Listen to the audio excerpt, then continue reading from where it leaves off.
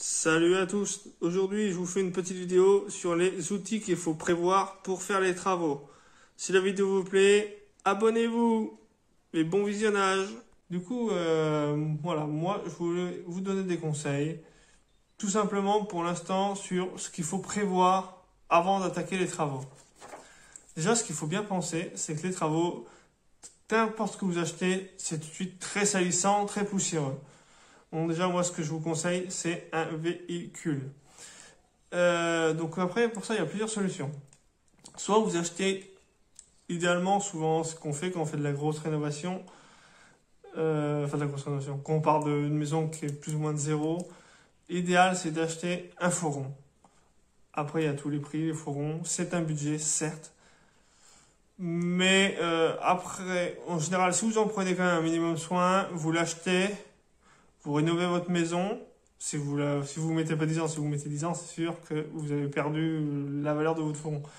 Mais si vous arrivez à la rénover en 2-3 ans, en général, vous l'achetez, vous rénovez votre maison avec et vous le revendez et en général, vous ne perdez pas tant que ça. Après, sinon, il y a le système, déjà, le système du fourgon, c'est bien. Parce que du coup, vous pouvez tout mettre dedans. Si vous prenez un assez long, vous pouvez mettre vos plaques de placo, vous pouvez mettre vous pouvez mettre une palette de ciment. Voilà, après, voilà, vous pouvez vraiment mettre tout ce qu'il faut pour la rénovation dedans. Le problème du fourgon, c'est que ça coûte une assurance. Vous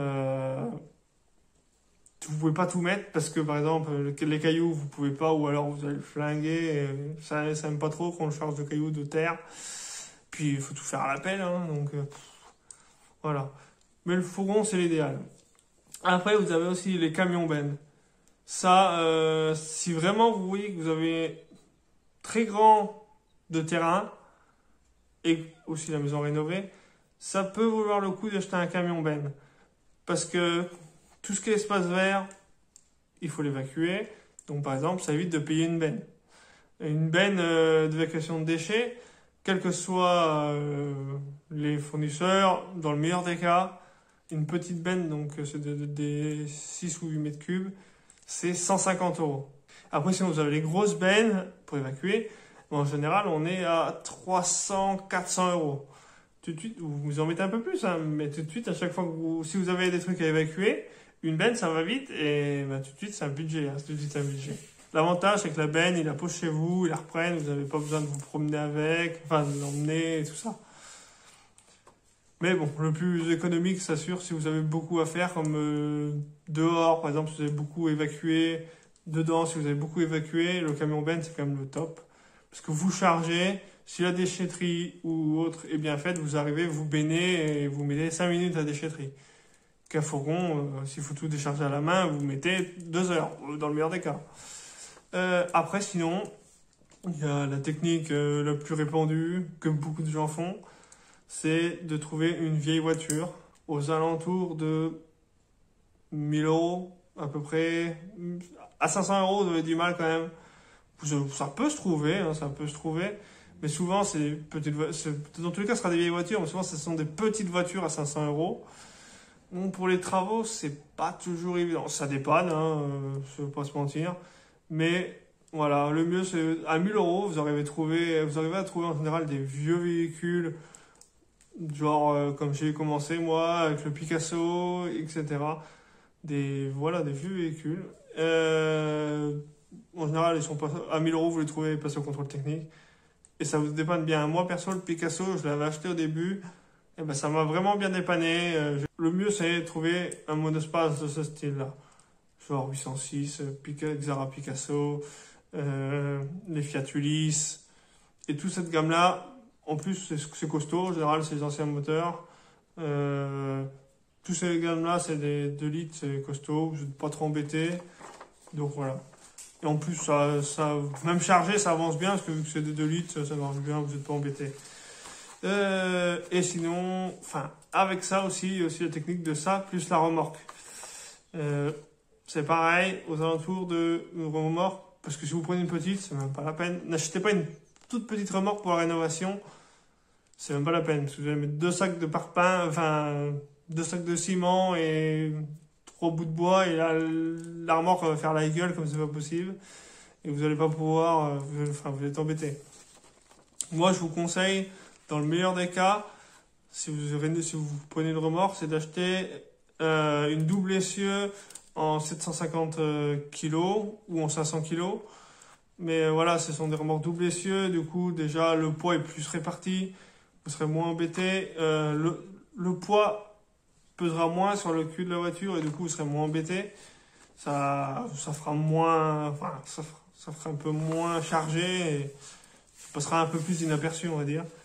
Voilà, donc voilà, le mieux c'est remorque, ouais, c'est ça. En neuve, elles sont à 1500 euros. Après, des fois, vous trouvez une bonne occasion à 1000 euros ou un peu moins des fois, hein. Et c'est quand même bien pratique. Vous achetez une remorque soit en double essieu, même soit en simple essieu, qui porte, en général, elle porte environ 300-400 kilos.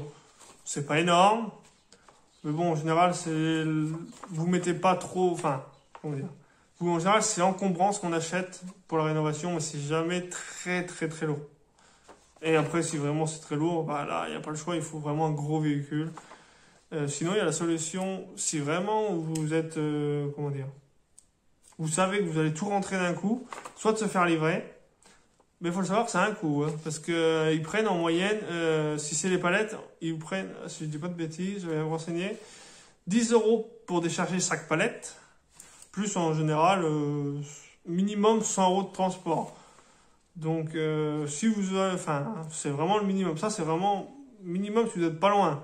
En général, si vous êtes un peu loin, c'est même pas la peine. Vous êtes en globalité, moi j'avais fait des devis et en général, j'étais à 500 euros le camion de livraison, sans le prix de la marchandise qu'il y a dessus, hein. Juste pour la livraison, en général, c'est ça.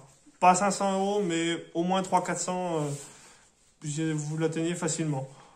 Donc, ça fait vite cher, hein, parce que si vous faites rentrer plusieurs camions, juste de livraison, c'est pour ça que je vous dis, des fois vous achetez, même si vous l'achetez, vous le revendez après, des fois, ça vous coûte pas plus cher.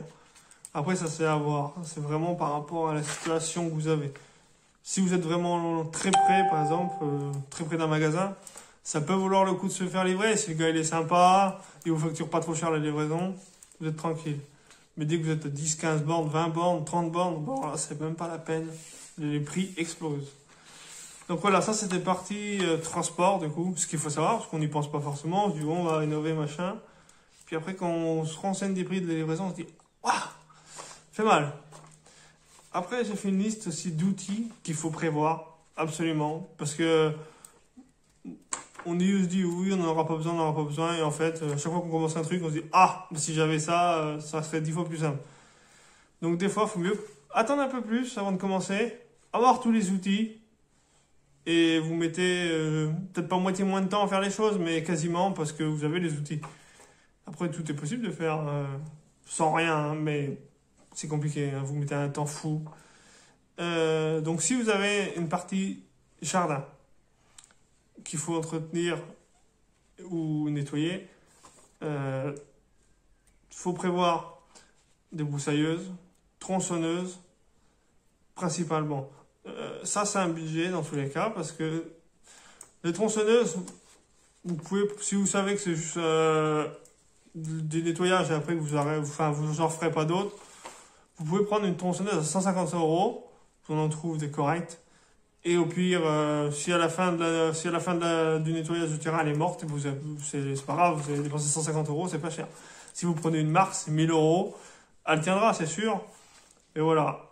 Après, c'est un choix. Soit vous mettez 1000 euros, vous faites votre terrain, vous la revendez après, et vous aurez perdu à peu près 200 euros dessus. C'est voire même un peu plus. Mais bon, vous avez un truc de qualité, vous savez, voilà. Soit vous prenez une premier prix, et en gros, vous faites votre terrain, et après, vous la mettez à la poubelle. En gros, c'est ça. C'est pour résumer. Des broussailleuses, faut compter, dans le meilleur des cas, un premier prix, il faut compter 80... Dans le meilleur des cas, 80 euros. Mais souvent, dans les premiers prix, on a 100 euros, 150.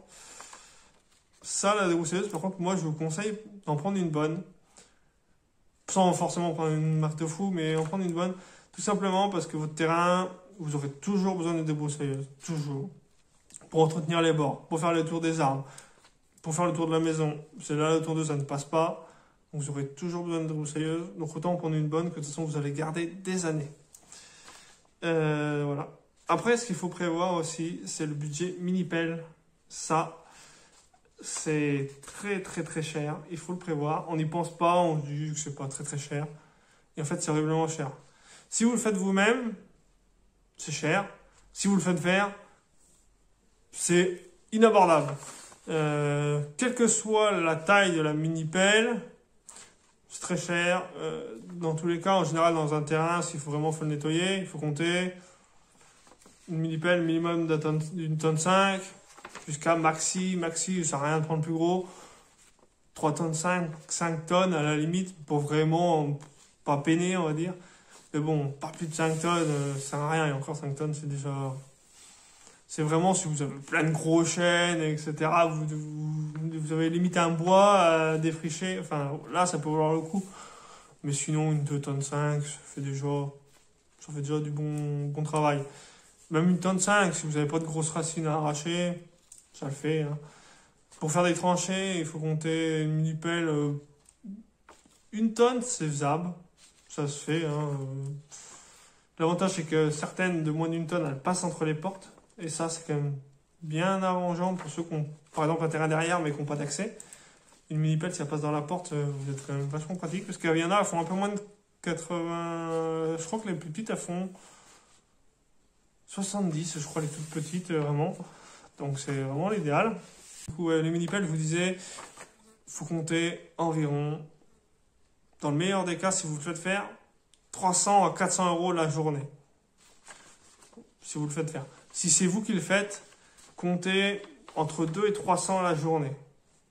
Après, si vous la prenez vraiment, si vous la prenez un mois, parce qu'il y a un truc énorme, ça sera un peu moins cher, mais ça reste cher. Hein. Dans le meilleur des cas, j'ai regardé un peu et tout ça, puis par expérience, par avoir travaillé dedans, dans le meilleur des cas, vous comptez 170, 180 euros la journée si vraiment vous la prenez longtemps. Mais sinon, en général, c'est 200, la plupart, c'est 200, 220, 240. 250, c'est les prix en moyenne. Donc voilà, ça, faut le prévoir. Et ça, après, il faut toutes les boîtes, la plupart, la facture. Après, le transport. Pour ça, le transport, que vous le preniez une journée ou 15 jours, c'est la même chose. Et dans le meilleur des cas, il faut compter 100 euros de transport. Donc si vous la prenez sur une journée, par exemple, vous avez votre location de 200, 300 euros, plus 100 euros de transport. Donc, c'est un budget. Hein, c'est un budget. Après, au niveau outils, ce qu'il faut prévoir, la base, vraiment la base de base, déjà, il faut une scie sauteuse. Parce que vous en aurez forcément besoin à un moment ou à un autre. Voilà. Après, la scie sauteuse, on peut s'en passer, mais c'est quand même pratique. Enfin, soit la scie sauteuse, soit sinon la scie circulaire. Vraiment, il faut une des deux obligatoirement. Mais je pense que moi, perso, d'après ce que j'ai vu, j'avais commencé sans scie circulaire, j'avais que des scies sauteuses. On peut tout faire à la scie sauteuse, mais c'est jamais très nickel, bien droit. À moins d'avoir une scie sauteuse vraiment très très chère, et encore, c'est jamais parfaitement droit, et surtout vachement plus long. Parce qu'une scie circulaire, vous voulez couper une planche, vous mettez 10 secondes, à la scie sauteuse, vous en mettez 1 minute. C'est un exemple. Donc voilà, scie sauteuse, scie circulaire. Les deux, faut compter 60, enfin, chaque machine, faut compter à peu près 70 euros dans les premiers prix. À peu près. Hein. Vous pouvez vraiment prendre du premier prix, Moi, c'est ce que je fais. Enfin, ça dépend. J'ai du premier prix et j'ai du moyenne gamme. Les premiers prix, on va pas se mentir, c'est quand même pas ouf. Ça dépanne, mais c'est pas... C'est du jetable, hein, ça, c'est pas fiable. Ça grille souvent, les premiers prix, souvent elles grillent. Dès que vous les faites forcer un peu, c'est grille. Donc si vous êtes loin, vous êtes en train de faire un truc, elle grille, ça vous nique la journée. Hein. On va pas se mentir, temps de retourner, chercher, enfin aller changer, et voilà, la journée elle est morte. Donc là, c'est circulaire, c'est pareil, c'est 70 euros dans le meilleur des cas. En général, on est plus aux alentours de 150 à 300 euros. Bon, après, ça c'est pareil, la scie circulaire, c'est le top. Hein. Si vous prenez une bonne, c'est le top. il faut penser aussi à la scie aiguine. Ça, c'est un truc que vous aurez forcément besoin. Parce que le placo, les petits tasseaux, si vous voulez pas vous embêter, même vous pouvez couper gros. Mais là, c'est pareil. Après, il faut avoir l'endurance et tout. Parce que couper des gros chevrons et tout ça, vous pouvez, hein, mais c'est physique après. Puis vous mettez vachement de temps, on va pas se mentir. Après, qu'est-ce qu'il faudrait d'autre? Enfin, si je sais ce qu'il faut d'autre. Après, il faut absolument la perceuse. La perceuse sans fil, obligatoire. Ça, c'est que le fil, vous allez t'emmerder, parce que souvent quand on fait la rénovation, déjà il y a plein de trucs de brancher. On peut mettre une perceuse normale, hein, mais ça fait encore une prise pour pas grand chose. C'est très compliqué, enfin très compliqué. Ça refait après, c'est chiant, ça traîne, ça vous fait chier. Vous montez sur l'escabeau, il y a le fil qui tire. Non, la perceuse sans fil, c'est le top. Du coup, je viens de le dire, l'objet aussi, ultra important, et que de toute façon, vous n'avez pas le choix, c'est les escabeaux. Ça, c'est primordial, vous ne pouvez pas faire sans. Voilà, un escabeau, c'est en moyenne, premier prix, vraiment, c'est 30 €. Il faut en prévoir 2, parce qu'en général, souvent vous en servirez qu'un, mais il y a un moment ou un autre, c'est sûr, dans la rénovation, il vous en fera 2. C'est sûr et certain. Donc, vous pouvez déjà en prévoir 2 directs. Le mieux, c'est de prendre 2 tailles différentes. Comme ça, selon vos travaux, vous adaptez. Parce que des fois, avec un grand, ça nous gêne plus qu'autre chose. Et des fois, un petit, c'est trop juste. Donc, le mieux, c'est de prévoir 2 tailles. Ce qu'il vous faudra aussi, si vous partez vraiment du début, si vous n'aurez que du placo, vous n'en aurez pas besoin. Mais c'est un perforateur. Ça, c'est primordial. Si vous n'en avez pas, vous allez vous embêter. Dans le premier prix, c'est 60 € à peu près. Mais j'en ai un. Si c'est un petit truc qui est cassé, ça va très bien. Par contre, si vous avez par exemple une dalle qui fait, je sais pas, 25 cm d'épaisseur, là, il n'y aura pas le choix, il faudra plus performant. Sinon, vous n'allez jamais vous en sortir. Mais pour la plupart des petits trucs, ça va très bien. Un petit perforateur à 60 €, c'est parfait. Ce qu'il faut aussi prévoir, si vous partez d'une maison où il faut faire pas mal de rénovation, c'est la bétonnière. Sur le coup, c'est un truc qu'on ne pense pas, on ne pense pas à la bétonnière.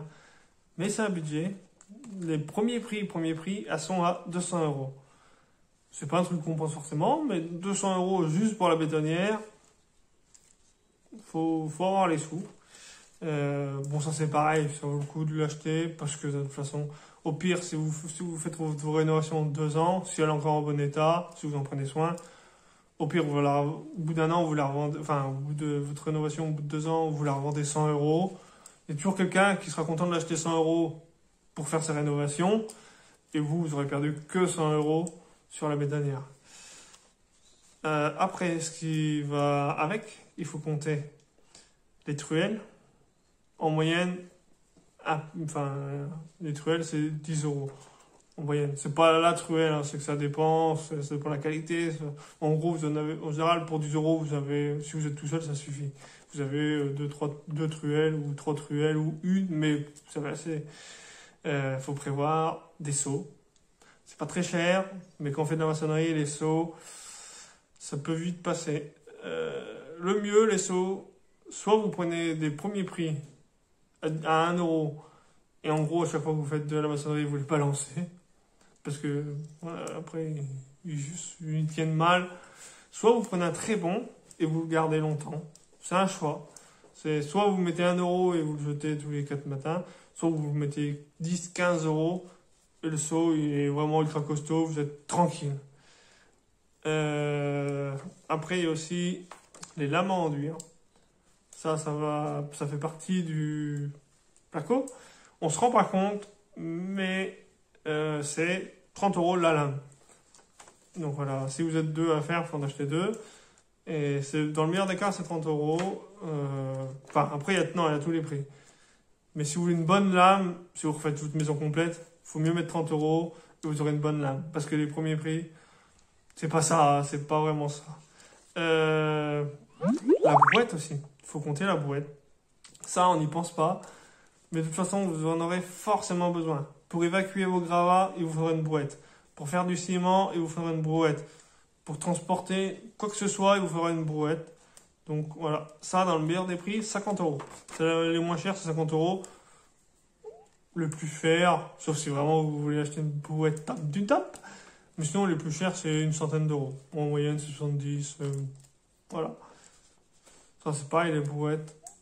Vous en aurez forcément besoin. Surtout si vous chauffez au bois, par exemple, ça vous servira. Si un jour vous maniez de la terre, ça vous servira. Voilà. Après, ce qu'il faut aussi... Bon, là, ça n'a rien à voir. Un aspirateur. Parce que le balai, c'est l'idéal. Au départ, machin. Mais il y a un moment où vous serez confronté, passer un coup de balai, un coup d'aspirateur pour vraiment faire proprement. Parce que le balai, ça dépanne, non, ça va bien. Mais l'aspirateur, prévoir un aspirateur spécial pour les travaux. Parce qu'en général, après, ils sont morts. Vous pouvez plus vous en servir pour vos travaux, enfin, pour le nettoyage de chez vous. Parce qu'en général, après, ils font autant de poussière qui en ressort, qui en rentre. Donc, c'est pas la peine.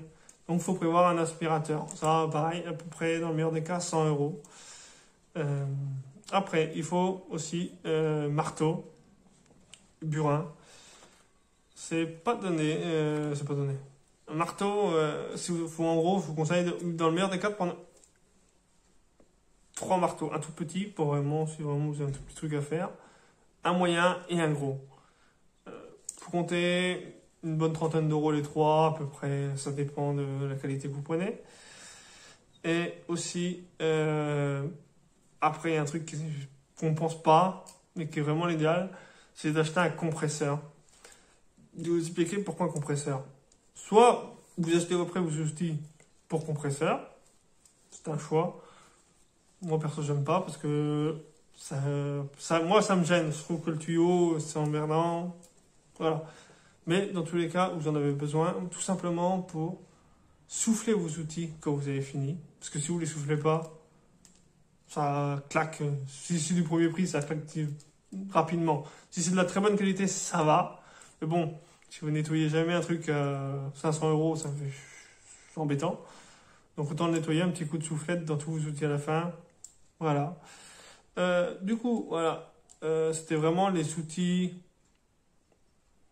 vraiment vitaux. Vous n'avez pas le choix, vous pouvez pas passer à côté de ça. Après, il y en a d'autres qu'il faut, mais ceux-là, vraiment, vous n'avez pas le choix.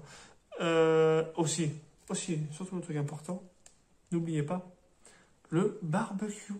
Ça, barbecue, c'est la vie. Vous en avez absolument besoin. Parce que si vous invitez quelqu'un à faire les travaux et que vous ne lui payez même pas un barbecue, c'est la guerre. Non, mais voilà, le barbecue, on s'en rend pas compte. Mais c'est quand même bien pratique. Parce que quand vous êtes dans la poussière, vous faites le barbecue dehors, vous êtes tranquille. Parce que cuisiner et en même temps la poussière et tout,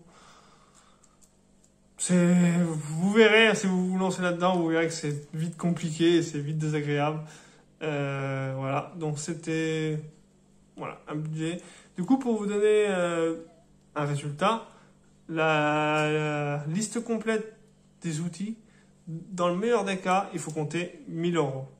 C'est un budget, c'est vraiment un budget. Mais comme je vous dis, moi j'ai essayé un peu de me lancer qu'avec la moitié des choses. Et c'est coincé. Vous pouvez faire ce que vous voulez, vous allez être coincé très très très très rapidement. Donc, il faut. Voilà, c'était tout. Après, le budget voiture aussi, c'est pareil. Il faut compter entre 1000, dans le meilleur des cas, à 10 000 euros. Mais, enfin, vous pouvez mettre même plus, hein. Vous pouvez mettre 20 000, 30 000. C'est possible hein, d'acheter une voiture à 30 000. Voilà. Mais vraiment, le budget voiture, c'est un truc qu'il faut tenir compte parce qu'on s'en rend pas compte qu'on pense aux travaux, mais on pense pas à comment aller chercher les matériels. Et je vous ai, si vous avez une voiture propre, je vous déconseille. On l'a tous fait, mais le pire, c'est les poussières de ciment, etc. Quand ça se met partout dans la voiture.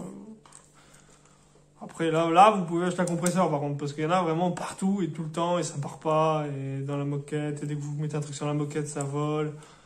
Voilà. Donc, voilà, c'était tout. C'était ma vidéo conseil pour commencer. C'est vraiment, voilà. J'espère que ça vous a plu. Si la vidéo vous a plu, abonnez-vous, partagez la vidéo, parce que c'est surtout ça, partage, parce qu'il faut partager à tous les gens qui vont se lancer dans la rénovation, parce que ça, c'est vraiment un truc à savoir, parce qu'on se fait tout savoir, on n'y pense pas, on pense au placo, à la colle, et encore, on pense même pas regarder les prix. Mais voilà, c'est un truc qu'il faut penser. Bon, bah allez, salut, bon courage!